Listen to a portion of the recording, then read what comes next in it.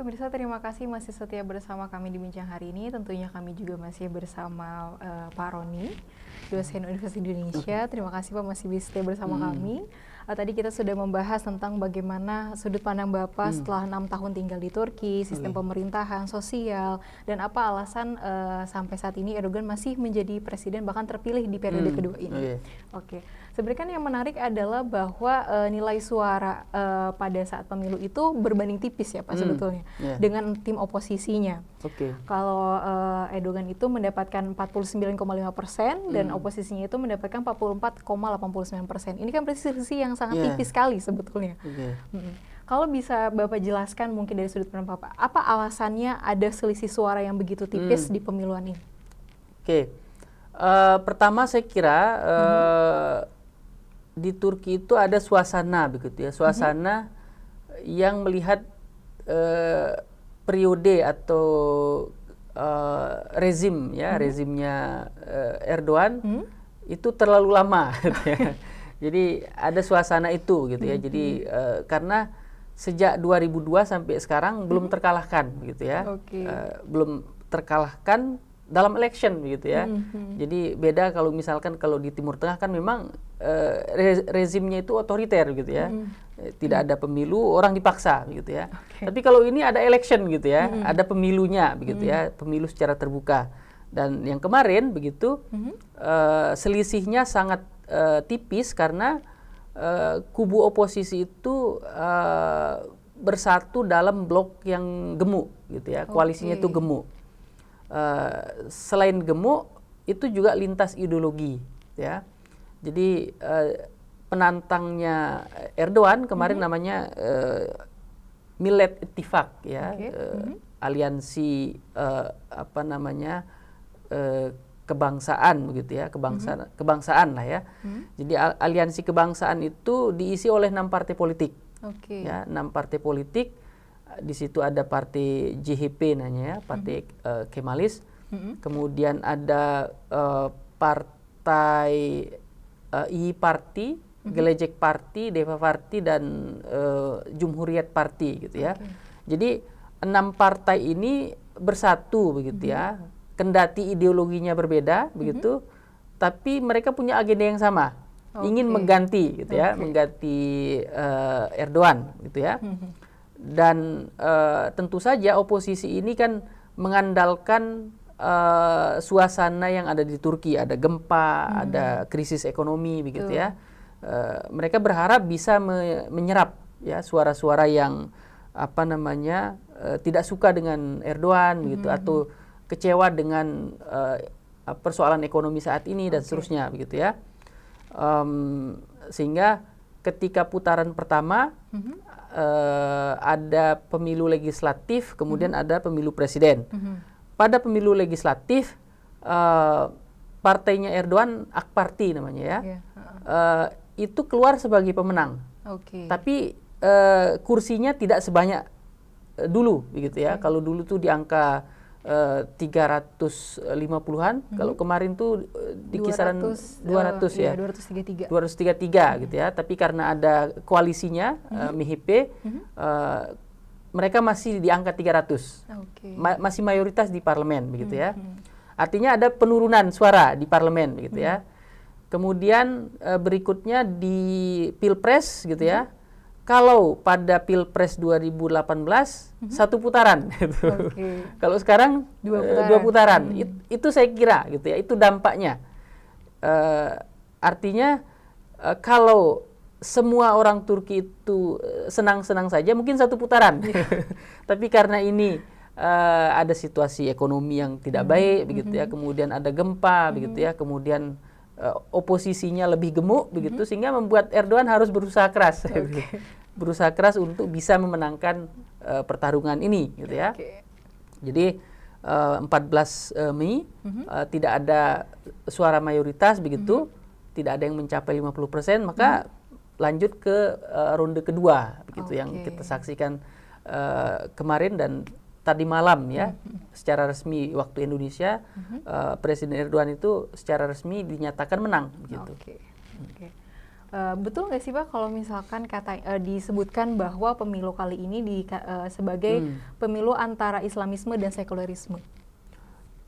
Oke, kalau Islamisme dan sekularisme itu terbantah begitu karena di satu sisi blok oposisi itu kan gado-gado itu. Jadi bukan lagi soal Islamisme sekularisme tapi agendanya sama, bagaimana Erdogan ini diganti gitu ya, dikalahkan gitu ya. Urusan ideologi nomor sekian begitu ya. Nah, kemudian di bloknya Erdogan ini ada mitra koalisi namanya MHP gitu ya. MHP ini dia nasionalis, bahkan ultranasionalis begitu ya. Sehingga isu Islam sekuler itu sudah ini tidak relevan pada pemilu kali ini saya lihatnya begitu. Lebih cair gitu ya. Justru kan yang kemarin menjadi bahan perdebatan adalah kalau oposisi yang menang nanti sistem dikembalikan. Sekarang kan presidensial nih. Ini idenya Erdogan itu presidensial. Oleh oposisi mau diganti. Kita ganti ke parlemen katanya begitu. Kemudian pengungsi Suriah, pengungsi Afghanistan kita pulangkan. Itu idenya oposisi begitu.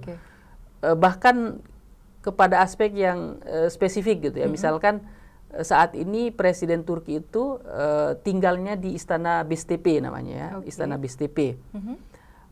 Oleh kubu oposisi, mereka nanti kalau terpilih tidak mau tinggal di Istana BSTP. Mereka ingin kembali ke Istana Çankaya gitu. Jadi Istana BSTP ini istana yang dibangun oleh Erdogan. Ini istananya baru. Sebelumnya Erdogan itu tidak mau tinggal di Istana Çankaya karena ada pertimbangan ideologis gitu ya. Jadi itu suasananya. Bagaimana dengan isu-isu yang disisipi dengan etnis atau yang disebut Kurdi? Itu kan katanya juga lumayan cukup banyak diberitakan bahwa mungkin oposisi juga ternyata ditukangi oleh kelompok tertentu. Kemudian Presiden Erdogan juga dikatakan sudah berkomunikasi secara langsung dengan pemimpin Kurdi. Apakah betul adanya atau memang itu hanya sebagai pemanas dalam politik aja? Ya, jadi pertama dari kubu pemerintah ini sebetulnya mereka fokus dengan eksposur keberhasilan program ya, program-program. Jadi kita sudah membangun ini, itu dan seterusnya ya. Kemudian isu yang dilempar oposisi memang isu pengungsi gitu ya. Kemudian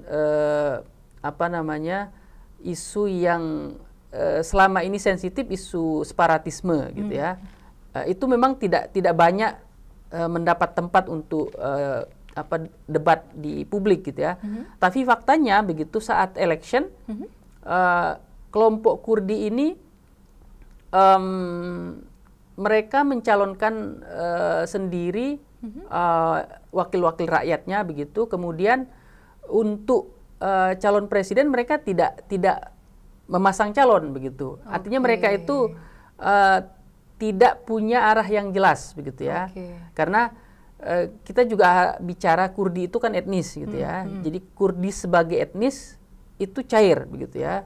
Dia bisa di mana-mana, bahkan di partainya Erdogan ada orang Kurdi gitu ya. Di menterinya Erdogan ada orang Kurdi begitu ya. Kemudian di sisi yang lain ada Kurdi yang separatis ya. Separatis itu dalam arti dia bersenjata memang. Kurdi garis keras gitulah ya. Nah, Kurdi yang garis keras ini memang menyalurkan aspirasi politiknya melalui partai HDP namanya ya. Nah, kemudian HDP itu transformasi menjadi partai Yeşil Sol Parti namanya ya. Mereka juga ikut dalam election ini begitu ya. Tapi suaranya tidak besar ya. Kalau dulu pemilu 2018 mereka memasang calon gitu ya. Suaranya lumayan 5% begitu ya. Tapi kali ini ketua HDP itu diganti oleh figur yang lain begitu ya. Nah, sehingga suara Kurdi itu tidak signifikan begitu. Sehingga pada saat pemilu kali ini begitu orang Kurdi itu lebih baik tidak mencoblos daripada mencoblos oposisi gitu. Jadi mencoblos Erdogan sama saja begitu. Kalau milih oposisi ya tidak ada manfaatnya gitu. Lebih baik sama sekali enggak. Tinggal di rumah tidur ya. Pilihannya itu gitu. Jadi itu yang terjadi. Berarti kan pemilu di 2023 ini sebetulnya suasananya sangat panas sekali ya. Kalau di 2018 mungkin tadi Bapak katakan hanya 1 putaran, di sini ada 2 putaran, berarti mengartikan bahwa adanya penurunan suara. Betul. Dikatakan juga bahwa ada kelompok-kelompok mungkin milenial, anak-anak mudanya yang menginginkan kepemimpinan yang demokratis. Apakah memang selama pemimpinan Pak Erdogan kurang demokratis sehingga adanya dukungan suara yang cukup besar juga di tim oposisi? Ya, saya kira itu juga ada pengaruhnya begitu ya.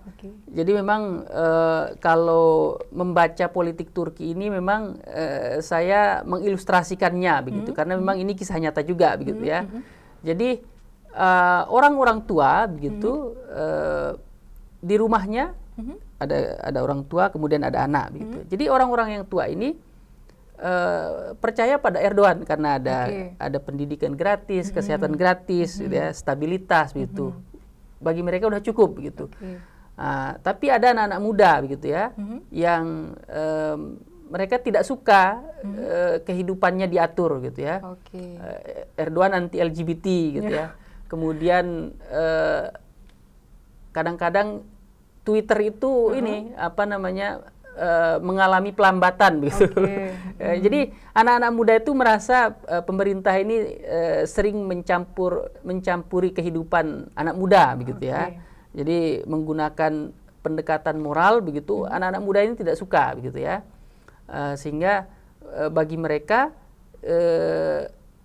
another option is our destination begitu ya. Sehingga memilih oposisi adalah pilihan kami. Kira-kira begitu ya. Jadi di satu sisi orang tuanya milih Erdogan begitu, di satu rumah ya. Satu sisi orang tuanya milih Erdogan begitu, tapi dia milih oposisi. Jadi itu suasananya begitu. Tapi bukan berarti semua milenial itu pro kepada oposisi gitu, karena milenial itu juga banyak yang religius gitu ya. Dia yang milih Erdogan gitu. Berarti kan sebetulnya memang kalau yang terdahulu melihat apa yang sudah dilakukan Erdogan, salah satunya dari mungkin pendidikan, kesehatan, dan itu sangat berdampak sekali untuk kehidupannya. Mungkin kalau untuk anak-anak milenial melihat hanya sebuah dari kebebasan aja mungkin. Sesuatu yang melihat mungkin mereka, aduh terlalu mencampuri nih pemerintah sama urusan pribadi gitu. Jadi sehingga adanya tuntutan-tuntutan kebebasan yang sebetulnya mungkin tidak bisa terlihat secara luas apa saja hal-hal yang sudah dilakukan oleh pemerintah saat ini. Kalau misalkan dilihat tadi kan juga Bapak mengatakan bahwa memang Turki mengalami inflasi yang cukup tinggi, walaupun saat ini memang sudah turun di kisaran 40%, tapi memang masih cukup tinggi ya kadar inflasinya di sana.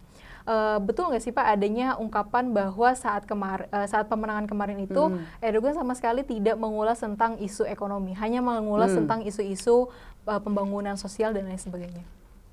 Ya, jadi pada Pilpres kemarin memang Erdogan saya melihatnya diuntungkan begitu ya, karena menghadapi penantang yang secara portofolio tidak kuat gitu ya. Karena seperti yang saya sampaikan tadi, Erdogan ini berjenjang karirnya dari wali kota sampai perdana menteri sampai presiden begitu, dan punya rekam jejak pembangunan. Di sisi lain penantangnya adalah Kemal Kılıçdaroğlu namanya. Kemal Kılıçdaroğlu ini ketua umum partai JHP namanya ya. Kemudian dia pernah di birokrasi gitu ya.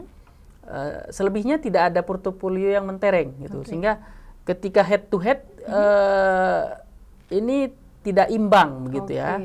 Sehingga pada Pilpres kemarin tuh ini banyak bicara personal begitu ya. Bahkan Erdogan itu mengatakan bye-bye Kemal gitu ya. Kalau dalam bahasa Turki itu bye itu tuan ya. Kemal Bey, Kemal Bey gitu ya. Tapi kalau bahasa Turki kan kalau di Inggris kan bye-bye itu dadah gitu ya. Selamat tinggal. Jadi gitu. Erdogan dan pendukungnya seperti mengolok-olok juga. Bye-bye Kemal gitu ya. Dan ini juga saya kira menjadi concern kubu oposisi juga begitu ya. Karena sebelum Pilpres begitu, kubu oposisi itu sudah retak gitu ya. Meral Akşener ya, ketua umum İYİ Parti mengatakan ini kalau Kılıçdaroğlu yang kita pasang kemungkinan kalah gitu ya, karena figurnya tidak kuat gitu. Kalau kita pasang wali kota Istanbul atau Ankara, mungkin ada harapan begitu. Tapi kita pasang apa namanya mobil mogok gitu. Itu. Saya melihatnya itu faktor juga begitu ya. Jadi penantangnya itu bukan figur yang ekstra sepadan begitu, sehingga ketika Pilpres ya sudah, pemilih itu tidak punya pilihan. Maka suatu hari ketika saya tanya teman dari Turki, bagaimana election kali ini begitu ya, dia mengatakan Erdogan kita tahu lah ya track record katanya. Sebetulnya kita ingin menghukum gitu ya supaya diganti lah ya. Tapi pilihannya adalah Kılıçdaroğlu. Kılıçdaroğlu ini kalau dipasang begitu ya, ada Kılıçdaroğlu di satu sisi, kemudian ada pohon di sisi yang lain. Orang pilih mana? Pasti pohon yang dapat suara lebih besar gitu. Itu ekspresi orang Turki gitu. Sebetulnya mereka ingin ada perubahan begitu ya. Tapi oposisi tidak introspeksi gitu ya. Justru yang dimajukan sosok yang tidak punya rekam jejak gitu. Saya kira itu juga mempengaruhi. Jadi ini juga menjadi salah satu keuntungan tersendiri justru bagi Erdogan ketika dia maju, justru yang dimajukan adalah orang-orang yang tidak sepadan dengan dia, sehingga pada kali ini pun akhirnya kembali menang. Melihat beberapa isu yang berkembang, kemudian adanya tanggapan-tanggapan yang negatif mungkin kurang baik terhadap Erdogan, menurut Bapak bisa dijelaskan mungkin apa yang nantinya akan kedepannya akan diperbaiki oleh Erdogan dengan isu yang terus berkembang itu? Ya, tentu saja Erdogan punya waktu begitu ya untuk pertama memperbaiki ekonomi gitu ya, karena ekonomi ini menjadi persoalan serius ya. Jadi karena kalau dibiarkan terus begini itu akan merugikan Turki gitu ya. Berikutnya saya kira Turki akan membuat kalkulasi terkait dengan isu pengungsi gitu ya, karena mau tidak mau pengungsi ini harus diakomodasi begitu ya. Kemudian skemanya bagaimana begitu ya, karena itu membebani anggaran juga begitu. Sehingga Turki boleh jadi akan mencari skenario bagaimana memulangkan ya pengungsi dengan win-win solution gitu ya, bukan pendekatan yang keras seperti penantangnya. Kemudian pada sektor yang lain, Turki tentu saja akan tetap memainkan peran kunci di kawasan begitu ya, karena di tengah situasi perang Ukraina-Rusia dan Turki anggota NATO, Turki itu bisa main dua kaki. Dia ke Rusia, dia ke Moskow, dia ke Amerika begitu. Jadi Turki punya modal itu begitu ya. Selebihnya nanti mungkin Turki akan memanfaatkan posisinya untuk bisa mengakselerasi ekonomi begitu. Apalagi kan mereka baru menemukan cadangan gas. Saya kira itu modal juga begitu. Bagaimana dengan closing statement ya Pak? Ya, saya kira pertama begitu yang bisa kita belajar dari Turki gitu, pemilunya cepat. Ya, jadi sore kotak suara ditutup gitu ya, malamnya itu penghitungan selesai gitu, dan secara resmi KPU mengatakan pemenangnya adalah Erdogan gitu. Tidak perlu berjenjang. Kalau di Indonesia kan sepertinya ada misteri gitu berhari-hari gitu ya. Nah, pertama itu. Jadi sistem pemilu yang cepat begitu. Yang kedua, pertarungan ide itu sangat penting gitu ya, karena kalau bicara ide kan orang bisa mengukur gitu ya. Apalagi Indonesia akan melakukan pilpres dan pemilu gitu. Saya kira itu juga refleksi. Terakhir begitu, hubungan Indonesia Turki ini memiliki jejak sejarah begitu ya. Kita memiliki hubungan dekat dengan mereka, dan secara emosional juga masyarakat Indonesia dan Turki itu memiliki kedekatan gitu, sehingga pada akhirnya kita berharap hubungan Turki dengan Indonesia itu baik di level pemerintah dan masyarakat itu terus terjalin. Saya kira itu, Mbak Al. Baik, terima kasih Pak. Tanpa terasa sudah 30 menit berlangsung kita tadi ngobrol. Banyak juga hal yang kita bahas. Tentunya terima kasih pemirsa setia Sultan TV sudah setia bersama kami di Bincang hari ini. Kami dan kru yang bertugas pada hari ini pamit mohon undur diri. Wassalamualaikum warahmatullahi wabarakatuh.